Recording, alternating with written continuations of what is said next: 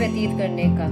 लेकिन कहीं ना कहीं इस जीवन की भागदौड़ में ये सब चीजें कहीं पीछे ही छूटती जा रही हैं।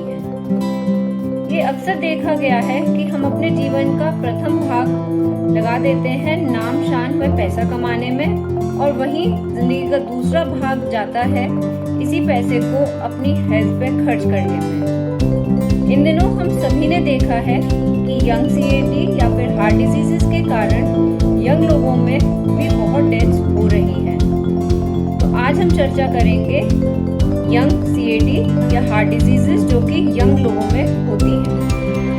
यंग सीएडी तब कहा जाता है जब ये 50 साल से कम उम्र में होती है, और अगर हार्ट डिजीज या हार्ट अटैक 35 साल से कम उम्र में हो तो इसे वेरी यंग सीएडी कहा जाता है। ये होने के क्या क्या रिस्क फैक्टर्स हैं? सबसे पहला है smoking. Smoking is spreading like an epidemic these days. Young people, both males and females, are adopting smoking in some form or the other, and it's becoming a social statement as a fashion statement. Second is lifestyle, जिसमें कि हमारी diet, sleep, exercise हम करते हैं नहीं, हमारा कैसा sedentary lifestyle है, हम exercise करते हैं, और हमारा सोचने का तरीका। तीसरा है hereditary। अगर फैमिली में ऑलरेडी किसी को हार्ट डिजीज है तो हमें हार्ट डिजीज होने की संभावना बढ़ जाती है। नेक्स्ट है हाइपरलिपिडीमिया। अगर कोलेस्ट्रॉल लेवल बढ़ा हुआ है तो वो भी हार्ट डिजीज की एक रिस्क फैक्टर है। 5वें नंबर पे डायबिटीज होना, और नेक्स्ट है presence of high blood pressure और hypertension. The next risk factor and very important one is presence of psychosocial stress.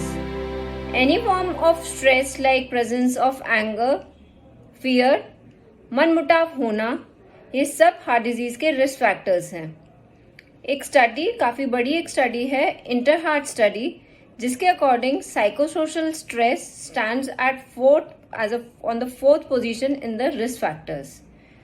सो अगर हम में ये रिस्क फैक्टर्स हैं तो हम हार्ट डिजीजेस से कैसे बचें? So what could be the various measures for primary और the primordial prevention of the heart diseases?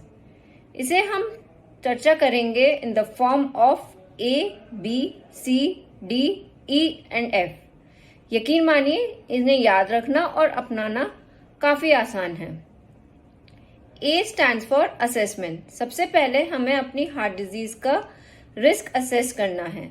इसको असेस करने के लिए एक सिंपल कैलकुलेटर अवेलेबल है मोबाइल पे, जिसे हम कहते हैं ASCVD रिस्क कैलकुलेटर।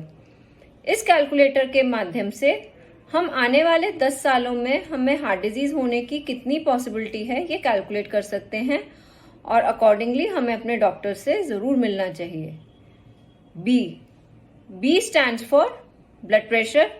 चाहे हम किसी भी उम्र के हों, मेल हो, फीमेल हो, फिट हो, अनफिट हो, हर किसी को एक पर्टिकुलर टाइम के बाद ब्लड प्रेशर जरूर नापना चाहिए। Next C stands for cigarette. किसी भी फॉर्म की smoking in the form of cigarettes, bidi, तम्बाकू, खैनी खाना, या फिर हुक्का गुड़गुड़ाना, जो कि आजकल पार्टीज में बहुत कॉमन एक ट्रेंड देखा जा रहा है, या फिर ई सिगरेट्स का यूज करना। किसी भी फॉर्म की स्मोकिंग हमारे लिए बहुत हानिकारक है। ये करीब 500 ऐसे पार्टिकल्स रिलीज करती है जो कि हमें हार्ट डिजीज के साथ साथ कैंसर होने की रिस्क भी काफी हद तक बढ़ाते हैं। सो स्मोकिंग किसी भी फॉर्म में हमें नहीं करनी है। नेक्स्ट दूसरा C स्टैंड करता है कोलेस्ट्रॉल के लिए। अगर कोलेस्ट्रॉल लेवल बढ़ा हुआ है तो वो हमें नियंत्रण में रखना अत्यंत आवश्यक बन जाता है। नेक्स्ट प्रिवेंटिव मेजर है diet. D stands for our diet. A diet should ideally consist of legumes, then fruits, vegetables, curd, some form of dry fruits, maybe almonds or walnut, and we should consume a diet which makes us feel lighter. It should not be a diet after consuming which we becomes lazier. Then next D is for diabetes. diabetes should be, if you are a diabetic, blood sugar should be kept under control at most of the times. And if you are not a diabetic, then get your blood sugars checked at regular interval so that we can look for diabetes. Next is E. E stands for exercise. जानते तो हम सब हैं कि exercise हमारे लिए कितनी ज़रूरी है, लेकिन कहीं ना कहीं हम थोड़ी लापरवाही कर जाते हैं. हमारे लिए आइडियली पूरे हफ्ते भर में करीब 150 से 200 minute of moderate exercise is essential.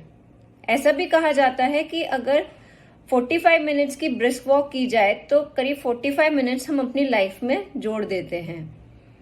Exercise physically benefit करने के साथ साथ हमारे ब्रेन में भी एंडोर्फिन्स, एनकेफ्लिन्स और गाबा हार्मोन्स रिलीज करता है कि जो कि हमें पॉजिटिव फील कराते हैं. Next is and the last is F. F stands for feelings और इमोशंस. इसमें से 4 फीलिंग्स और इमोशंस बहुत जरूरी हैं. First is feeling of peace, शांति की महसूसता. दूसरा feeling of love for all. Third is feeling of compassion, that is करुणा. And fourth is a feeling of gratitude or thankfulness for all. अगर हम ये सब मेजर्स अपनी लाइफ में अपनाएं तो यकीन मानिए हम काफ़ी हद तक हार्ट डिजीजेस से, स्पेशली यंग एज में हार्ट डिजीजेस से बच सकते हैं. ये सब अपनाने की शुरुआत कहाँ से होगी? वो होगी हमारे अपने चेंज या ट्रांसफॉर्मेशन से. तो आप इन बातों का ध्यान रखिए और अपनी लाइफ की गुणवत्ता को बढ़ाइए. धन्यवाद.